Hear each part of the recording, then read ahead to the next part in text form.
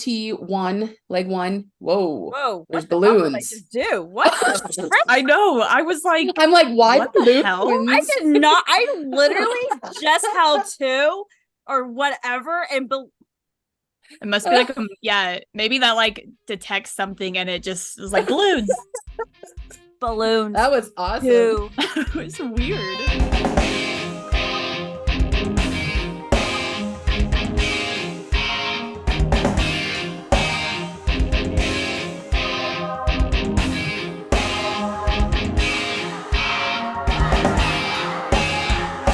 What is up, BVB Army? Welcome back to our channel, BVB Army Hearts to Hearts. I am Ruth. And I'm Nicole. BVB Army, we have a special fan/friend with us today, Erin. Hello, hello. Hello, Erin. How are you doing? I'm doing good. How are you guys? Tired. I'm good. Yes, very much so. But we're happy we're here. We're happy to have you on finally on our show again. I Thank you know. for your patience. Absolutely. Anytime. We appreciate it. Well, I guess without further ado more, we will head into the questions for your BVB stories. So our very first one is, how did you discover Black Veil Brides? So I'm actually a new fan. I found them on November 14th of 2020. So it was the day after Scarlet Cross music video was released. And they actually pulled up as a suggestion on Instagram after I had made it through all of the new posts or whatever. And they're like, here's some suggestions. And I had been watching a video beforehand. And so all I heard was Cece's drums coming in. I'm like, whoa, what the hell is this? And I'm like, and then you hear Andy singing. I'm like, Jesus. And I'm like, I have to go watch this whole thing now. And then it just went down the rabbit hole from there. Newbie, Scarlet Cross. Yeah. Well, welcome to the Army. Yeah. Absolutely. The Phantom Tomorrow pulled in like a lot of new fans into the BVB Army. It honestly did. It's so funny because all of the other bands that I listen to, if you were to put BVB on a dartboard in the center, I'm listening to everything around them, but never actually heard of them or saw them until then. Wow. Yeah. I feel like that's kind of how it happens for like a lot of fans though. Like that's the weird part is, you know, same interested in the same music genre, but for some reason they're popping up in like backgrounds and not like in your face, if that makes sense. Yeah, it does. But I'm really glad that you found them. It's one of those things is at the time when they were coming up, it was the era of it's singles. And if those singles aren't getting out to you and you're only on iTunes and you're only seeing this and this and this, unless you're on YouTube and it was showing you suggestions at the time, because they don't really do that anymore with the music. So it's, you got to go out and find it. I feel like the marketing, the promotions have definitely changed from like when Nicole and I were teenagers, because we would just get all these recommendations on YouTube to things we were watching before. Now it's just like, oh, you like this? This is something very close to it or identical to it. Not similar, but identical to it. So it's just, Well, and I feel like for YouTube, that's definitely true. I don't, but I know for social media, it all depends on like the algorithm too, because a band could be promoting and like literally just sending their stuff out every single day, maybe multiple times a day. But like, it all just depends on if the algorithm wants to be nice to them. Love, hate the algorithm. Love and hate the algorithm. So the second question that we have for you is, what is your favorite song by Black Veil Brides? And if you can't pick one, you can pick a top 3. Oh, okay. That's really hard. Well, because I can't remember who I was talking to about it. Like for you guys, you've been around for so long and you've been able to do the anticipation of the new albums coming out and you've had your time with each album. For us newer fans, we got everything all at once. So you're trying to soak all of it up at one time. And so I'm still picking and choosing what my favorites are. So I'm going to go with the top 3. Okay. I would say Devil in the Mirror. My top one most definitely is The Vengeance. And I swear to God, if I don't ever get to hear it live, I'm going to go crazy. Trying to think of one that I listen to quite often. Let's just stick with those because I can't think of another one off the top of my head that is just sticking out. And A Devil in the Mirror. Yeah. Say those 2 work. You're actually the second person to say Devil in the Mirror. I don't know. It's just been sticking out to me a lot for like the last 6 months. Just right in my face. That's totally fair. All right, so we know your favorite songs. So when it comes to all of the beautiful albums they have come over the years, which one is your favorite? Well, I think it's pretty easy to figure that one out. It's going to be the Phantom Tomorrow because it's the first one I've actually experienced with the band releasing it. So moving on to my signature question. I know you said that you didn't get like the anticipation of like the albums and everything, but since you did have the opportunity to go back and listen to We Stitch and Restitch, after listening to them multiple times, which one would you say is your favorite? I have such a hard time with this question. So again, because I got both of them at the same time, I actually lean more towards We Stitch, the original. So for me, like, I love the instrumentals on Restitch, but I love the vocals on We Stitch. Yeah. And it's that hard combo. I'm like, I want it to like blend, get the vocals from here and put it on the new stuff because it does have Cece and it does have Lonnie. But I'm like, the vocals for me is what pulls me into music. Yeah, that's fair. The first one is where they started and it's raw, very raw. Yes, I love that kind of sound. So. Yeah, I was literally just about to say, I think a lot of people prefer, I know people prefer Restitch too, but when you go back to Restitch, as Ruth just said, I think it's the rawness of the vocals that hits really hard in the first one. Yeah. Yep. What has been your favorite memory of Blackfoot Brides? This can be during concerts, VIP, or something online. That's so hard. I'm trying to think. Like, I know the first time that I saw them, which was on the In-Between tour, I was able to take my 19-year-old niece to her first concert in Billings.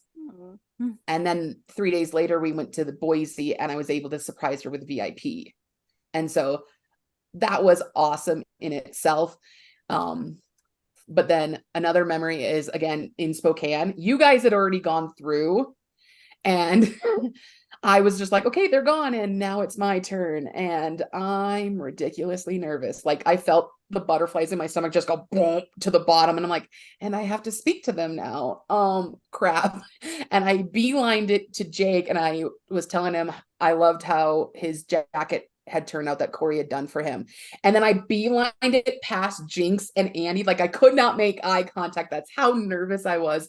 And I leaned over and was saying, I'll see you, Lonnie, to Lonnie and Cece tomorrow. And then Andy, being Andy, goes, wait. And I could not make eye contact with him. I'm like, I'm so ridiculously nervous. And he's like, wait, so you're only going to see these two tomorrow? You're not going to see the rest of us at all? And I'm like, well, you know, and I just started stumbling over my words. I could not even look at him. And he's like, what, are you going to have like blinders up and you're only going to focus on them? And I was just like, oh my God. And I'm pretty sure I said something really dumb. I'm like, well, we'll just have to wait and see what photos turn out like. And I'm like, what does that even mean? Like, and then he's like, you're just going to have tunnel vision. And I was like, okay, I need to, and like, yep, I need to leave now. And then we turned around to have the photo taken. And then Andy goes, I don't even know if my head's going to be in this photo. Because I'm almost a foot shorter and I'm like, it's going to be fine. Just stop.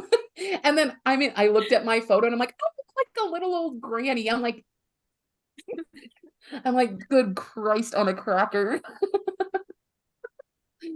Yeah, I was just like, awesome. It happens to every fan, I swear. But at least this time I talked. Like when we met them in Boise, I had actually lost my voice at the Billings show. It was the first time I had seen them. I was singing along halfway through the set. I not only heard, but I felt my voice crack. And by the end of the show, like, I couldn't speak at all. My niece was like, stop trying to talk. And so then 3 days, everyone's like, just shut up. Just stop trying to talk so that you can at least speak a little bit in Boise.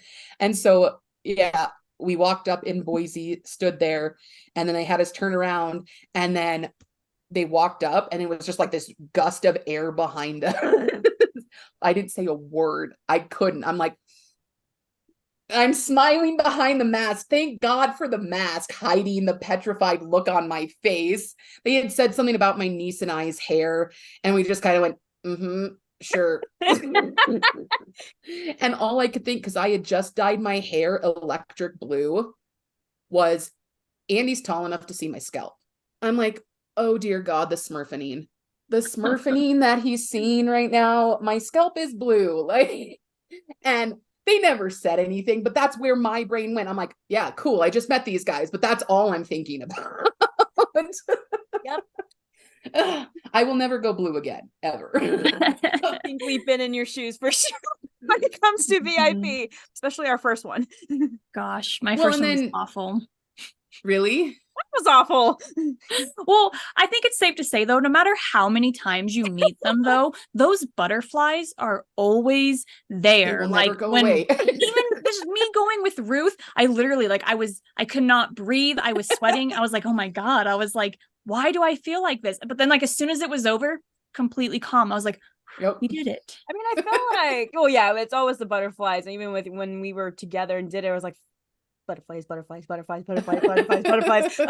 Like here I am, like going straight to Andy and a little bit to Jinx and Jake and stuff. And there's Lonnie and Cece. I felt like I ignored them, but I'm like in my head, like, but Cece, I have your Christian mingles. I'm not ignoring you. You're gonna see me later today. So I think that's the hard part too during the meet and greet is you want to talk to all of them, but you're on such short time. Yes. So like I don't like, that's why whenever like I talk, even I just try to make it like I'm talking to like all of them directly. And I like looked like I probably looked really freaking psychotic at the meet and greet because I'm sitting here as I'm talking. I'm like eyeing everyone, like, you know, talking like that. Like it was weird.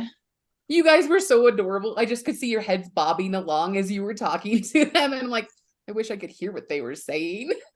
Yeah, the gist of it was Andy asked us how the podcast was going and if we had any people that, I forgot his exact words, like if we had a bad episode that we just put out, but like, you know, we're not a fan of, and we're like, yes. And he's like, was it me? And I'm like, no. And then we just like pointed to Jake and Jinx, like, we need to get you guys on. And I think Andy said like, oh, so that's the episode that was bad because they weren't on yet. So or something like that, right? I can't remember. Yeah, that is basically how it went. So this next question that we have, we understand that it can be a pretty deep question. So we just ask that you take your time. Please don't feel rushed by any means. But how has Black Veil Brides impacted your life? I'm not going to cry. I'm not going to. So for me, the last 5-6 years have just been a roller coaster, just dealing with jobs and family and you know, my own mental health. I don't talk about it very often, but about 6 years ago, I didn't want to be here anymore. It was a struggle. I've talked to one person about it, but it's very personal and it's still something that's very sensitive to deal with. And, you know, for a lot of people going into COVID, I hate that word, sorry. Everyone just kind of struggled. But for me, I kind of found a little bit of purpose because, you know, my job didn't stop. I had to keep going. For those of you that don't know, I'm a food service director for a K-12 school. So we were still providing breakfast and lunches for students and they could come and pick them up. Their parents could come and grab them. And so I had a sense of purpose during COVID. And, you know, I was working through my own issues and dealing with them and, you know, just trying to just live a normal life as I could and finding purpose within myself. And then I found Black Veil in November of 2020, like I did. And it was the thing that I needed to push me through. Like I've talked with a couple people before that for me, Black Veil didn't save me. They sustained me. I found them when I needed them the most, when I needed their music, their lyrics, everything to push me through. There's not a day that really goes by that I don't listen to something every day. And it was one of the last things that I got to share with my best friend. She was my assistant and I had found Black Veil and came into work a few days later and I was like, you have got to hear this. You know, we're polar opposites from each other. You know, she's into country music and pop music. And then there's me. I've got my metalcore, my punk rock, my oldies, like I'm all over the place. And so for me to share that with her and eventually over the course of the next 3 months after that, I caught her singing along with the music which was great because we've never had that kind of bond before. You know, we'd only been friends for 7 years. I say just 7 years, but you know, that is a memory that I will always hold dear because she passed away last year. You know, it was unexpected. And, you know, I told you guys this in Spokane, you guys, I had found you and I never got to share this part of BVB with her.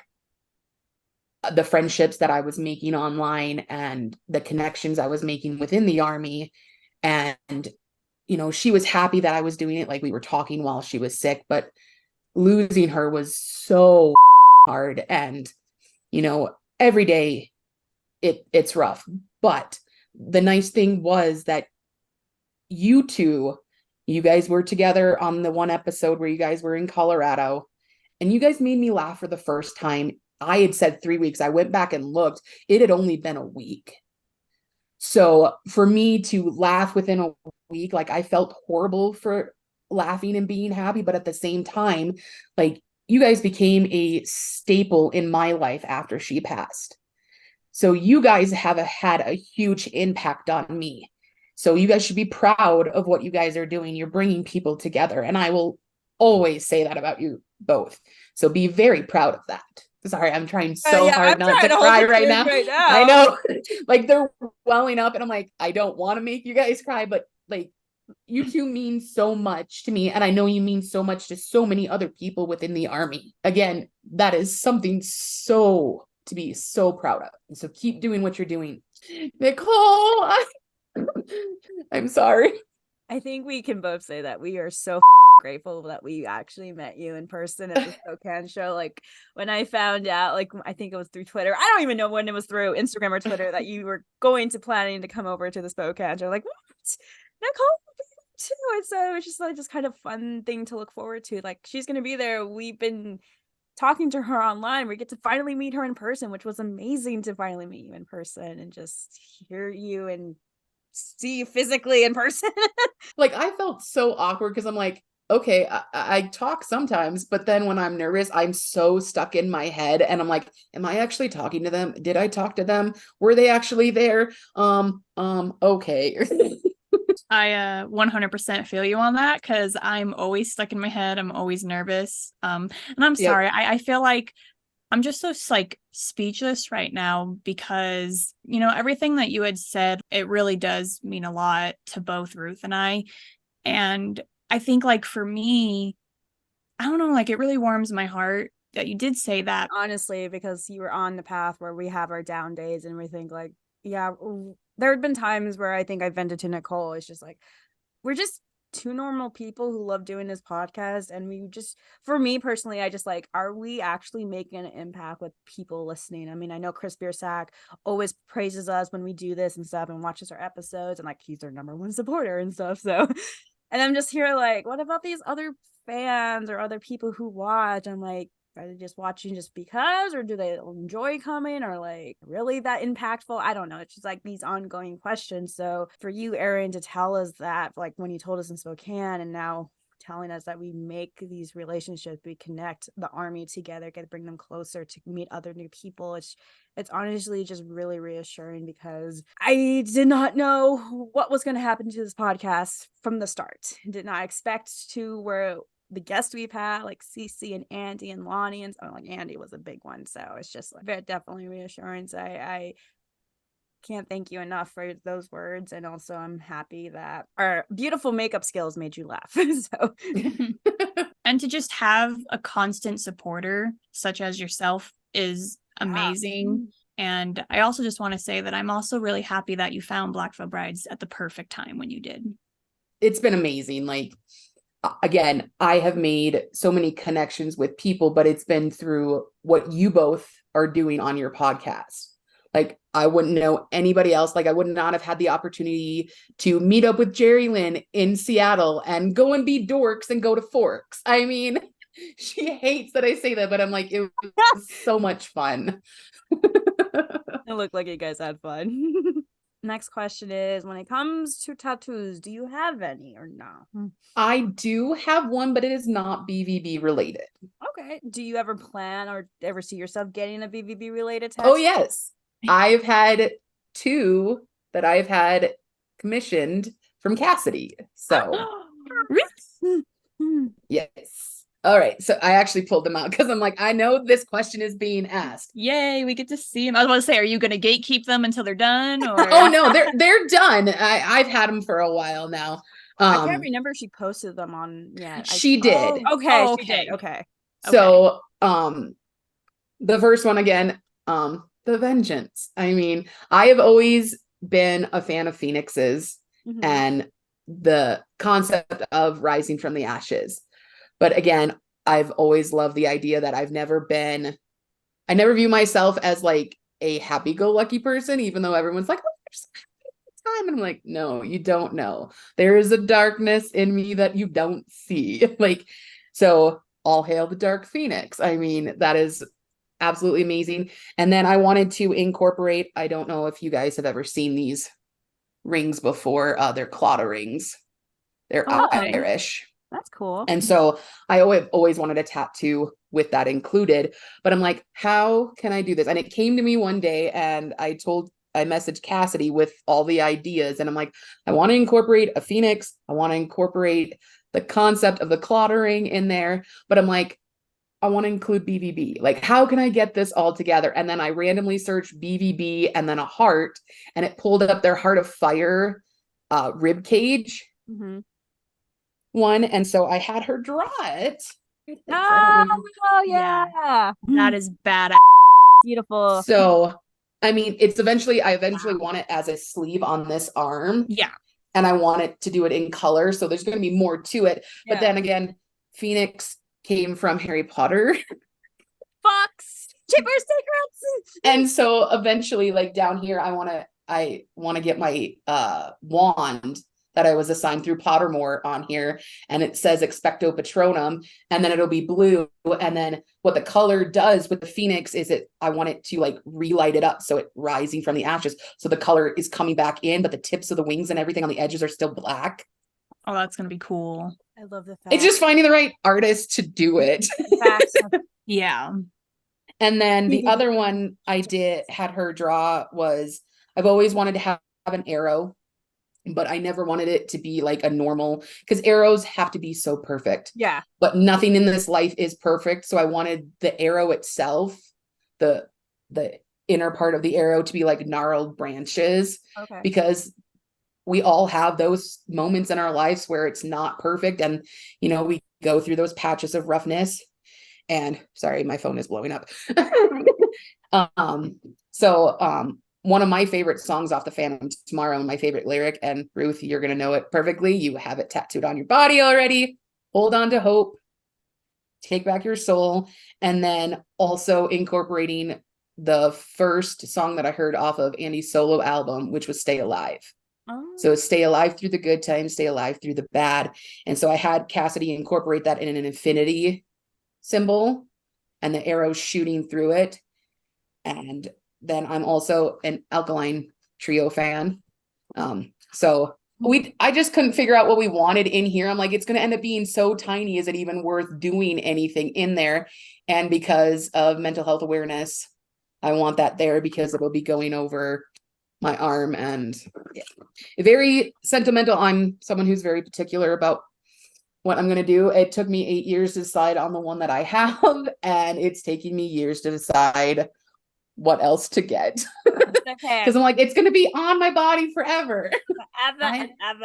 Yes. Yeah. It's better to take your time. It is better to take your time. And hopefully you're able to find a really good artist who can bring those tattoos ideas come alive and beautiful on your body. So we demand that you send photos after they're done, immediately after.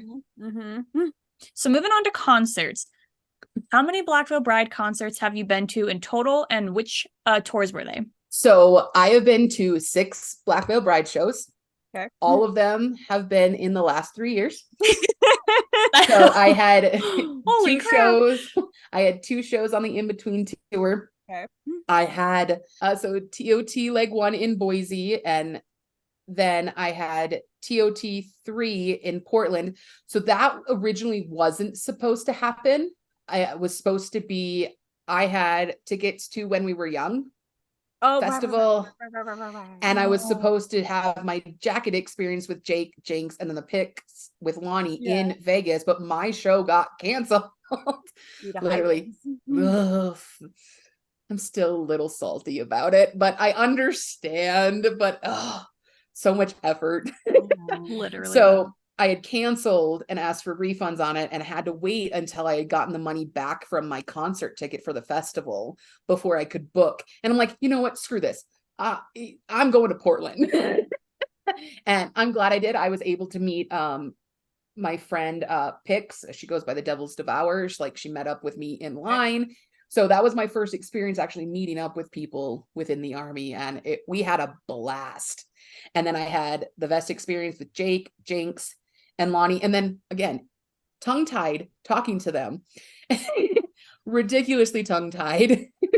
I kept apologizing. I'm so sorry. I had to ask for a refund and rebook and blah, blah, blah, blah, blah. Apologize. And they're like, you're fine. Just, I was telling you guys about this. The lyrics so on my Jake vest, I had the lyrics to The Revival. That is the other song that I could not think of was The Revival. There we go.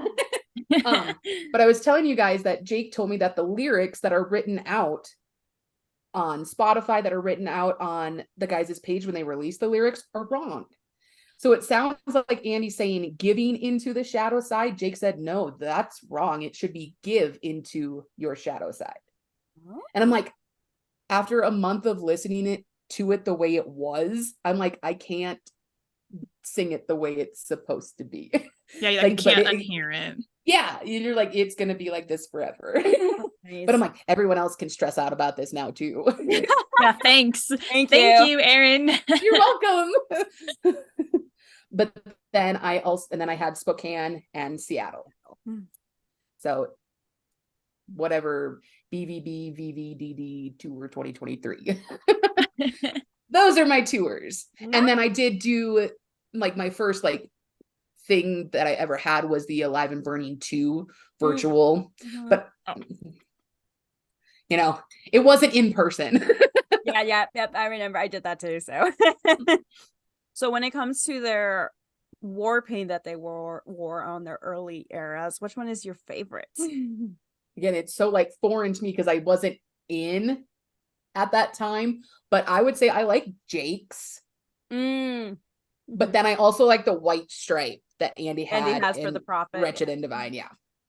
Well, out of curiosity, you say Jake's. Which war paint of Jake's specifically, or is it just all of them? I want to say it's from Set the World on Fire, where it's when he has those, the flamey eyes. Yeah. Yep. Oh, that was so cool. That brings us to favorite eras. If there's one era out of all the Blackfoot Brides that is your favorite, that you will live in for the rest of your life. It's a hunch. Me too. Yeah. It's a dead giveaway. It's Phantom Tomorrow. I'm torn. I love the color scheme of the night era. I want it. More purple. Give us more. We got a very short purple era. Did you guys notice that for the Euro tour, their poster, it's purple and black? I didn't see that. I'm just I want more. Dear Lord, give me more. I feel you on that. We need more purple Blackville brides. Yes, absolutely. It was a beautiful era for a short long. I want to know more about the Phantom Tomorrow. I don't have enough. We all do, and we could have gotten that, but we couldn't due to that company. So I honestly can see an animated series happening on Netflix with the Phantom Tomorrow doing it. It would be, and I could even I've even seen it with Wretched and Divine. It could happen. It would be so cool. Another short film with the Phantom Tomorrow, like they did for Wretched and Divine. So I'm just absolutely yes, I want more. Overall, how has been your experience with the BVB Army? It has been fantastic. I've only had one or two bad instances, but otherwise it's been overwhelmingly amazing. Good. So you've got Helen, who brought me into the official Facebook group. I think they go by BVB World Fans on Twitter. I think I might know who you're talking about. Yeah. I think the name is Black Veil Brides Fans, but it's BVB World Fans or something. But they were the original people to reach out to me about sharing my photos before I was ever on Twitter. And so on Instagram they go by Duum, I believe. And so like that brought it all in. And like my first thing that I ever saw, it was when The Phantom Tomorrow was being released, and that Hot Topic employee was talking about having to listen to The Phantom Tomorrow, and Chris got after him. Now at the time I had no idea that it was Chris, nothing whatsoever. And I'm looking at it had pulled up again as a suggested post to look at on Instagram, and I'm looking at the photos and I go, that's my photo. Like, who is using my photos and bashing Hot Topic? Like, what is that happening? And I'm like, wait, I gotta go look. And I'm looking at all this and I'm like, hey, that's my photo. Hey, they tweeted that one. Hey, and that one, and that one. And I'm like, who is doing this? And then someone's like, that's Andy's dad. I'm like, no, it's not. You're lying. Like, no freaking way. And I'm like, seriously, Andy's dad is liking my photos. He even said once, he's like, no, these are some of my favorite photos from the In-Between tour. And I'm like, okay. And I'm like, no. But I was like, that was so cool. I'm like, Andy's dad is sharing my photos. There's something about that. It's like great praise right there. It's not like praise, but it's like, look, I like what you're doing. Like, thank you for supporting my son. He has that effect on fans. Yeah. Literally every single one. It's just like, just casually just retweeting us, not knowing that who that is. So, and then we freak out of like, holy shit, Chris Biersack. Chris is too humble. Give yourself credit, Chris. You deserve it. No, I was going to say though, your reaction, Ruth, I feel like that's every fan's reaction when they find out it's Andy's dad. They're like, come on. It's just like, it's just like Ghost Who Haunts Us or something. He has like the Legion of Black Mask profile photo right now. And he's like, who is that? Who is that? But like, I'm really glad that like, just your whole experience with the BVB Army has been nothing but just joyful. That's honestly great to hear. And as Ruth and I always say, there's those bad nuts, but we're super glad that you were able to get with the incredible side of the BVB Army. Yes. I'm just super glad that you were able to meet incredible people and just make a lot of friends. The last question that we do have for you, doesn't have to be Black Veil Brides related at all. It's actually if you have any questions for Ruth and I. Okay. So I know that you guys are into scary movies and horror, and I know that Nicole is into Pokemon, and Ruth is into Ghibli. Studio Ghibli. But are there any other like guilty pleasure TV shows or things that you were like, I've never told anyone I watch this? Yes. I love this. Yes. I have posted this on my close friend story on Instagram, but yes, I can expose myself. Sure, why not? Yes, go first. I want to hear what you say first. There is a certain TV show that I watch religiously that I got my partner into. My cousin always tells me I kill brain cells, and I might admit I do kill brain cells. It's addicting. I don't know why. My guilty pleasure show where I kill brain cells, hello internet, is 90 Day Fiancé. I have never heard of that. What is that? Never would have picked that in a million years. Oh, it is like reality TV, like at its worst. Wait, 90 Day Fiancé. Do they like get married? Yeah, so Nicole, they're supposed to get married in like 90 days. The gist of it is they bring their fiancés from a different country. They go through a visa and they have 90 days to get married in the United States. And I've never watched it, but I'm like, no, I can't. And there's spins off right now. Like there's 90 Day Fiancé the other way, 90 Day Fiancé Happily Ever After, 90 Day Fiancé. Oh, what is it? Before the 90 days, 90 Day Fiancé, the last piece. It's just so many, and I watch all of them.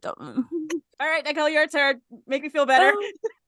I will make you feel 100% better because we're not too far off here, I feel. Because, like, although I did not drag my husband into watching this, he just decided to turn around and watch it a little bit and I kind of hear it. And then it's kind of funny when he chimes in because if I'm like, oh, this person is being like a and he'll like agree with me, and he'll say things. I don't watch it religiously, but I I had to take a peek because I was genuinely curious. I do watch that TV show, Love is Blind.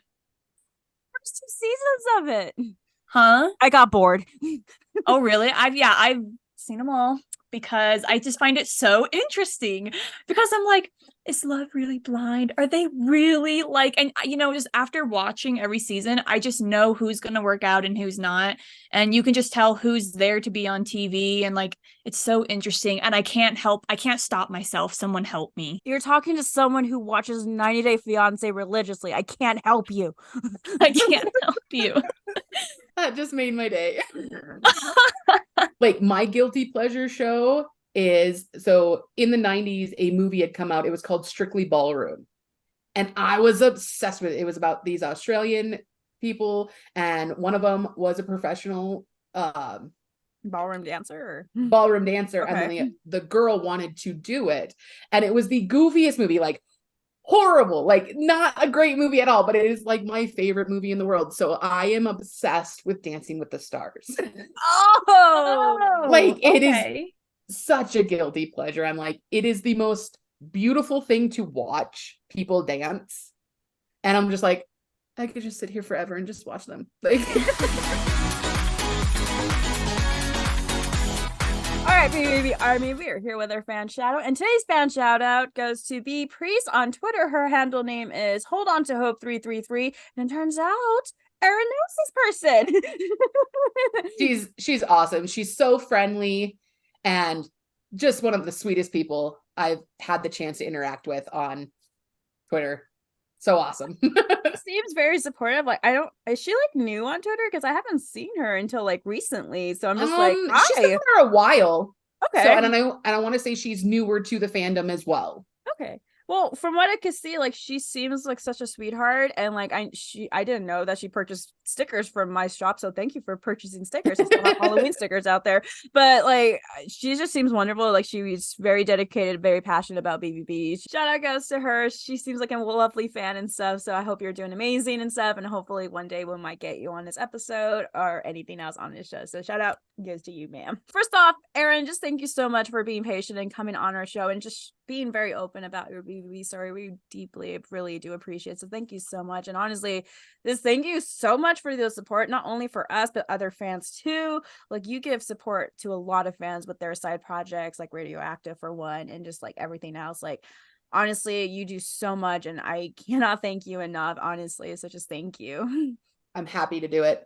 When you're doing stuff like this, you have to have a support system, whether you're just retweeting it or whether you're being like, I'm so excited, commenting. Everything helps move it along. I'm struggling with words right now.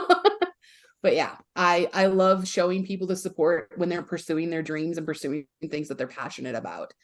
You know, it makes a huge difference for everybody if there is a support system underneath you, helping build that foundation of what you're trying to build. Honestly, we're so grateful to especially have your support through all of this. It means so much to us. And honestly, I feel like after just having you on today, like, we know you even more now. Great. Nerve-wracking, but I'm like, okay, here we go. You are doing awesome. Like, what are you talking about? You're doing amazing. Erin, where can people find you on the social media platforms? I am predominantly on Instagram at ErinMoore23. That is also my Twitter handle. I do have a TikTok, but I don't use it because I don't understand the tickety-a-tuckety. So that's what I keep telling Jerry Lynn. I'm like, I don't know. And I have people follow me and I'm like, I haven't posted anything. But on TikTok, it's All Hail the Dark Phoenix. So okay. Good to know. We will definitely put those links in the description below. So anyone who's interested in following Erin for any of her beautiful shots of BVB that she goes to concerts, please go give her a follow on our social media platforms. And we would like to say thank you again for coming on. There will be a new episode. Thank you for having me. Of course. There will be a new episode next Wednesday. So please, all of our social media links are down below. Please hit the subscribe button. Follow us on our social media platforms, TikTok, Twitter/X and stuff. So we greatly appreciate it. We'll just be back next week, guys, with a brand new episode. So we will see you guys next week.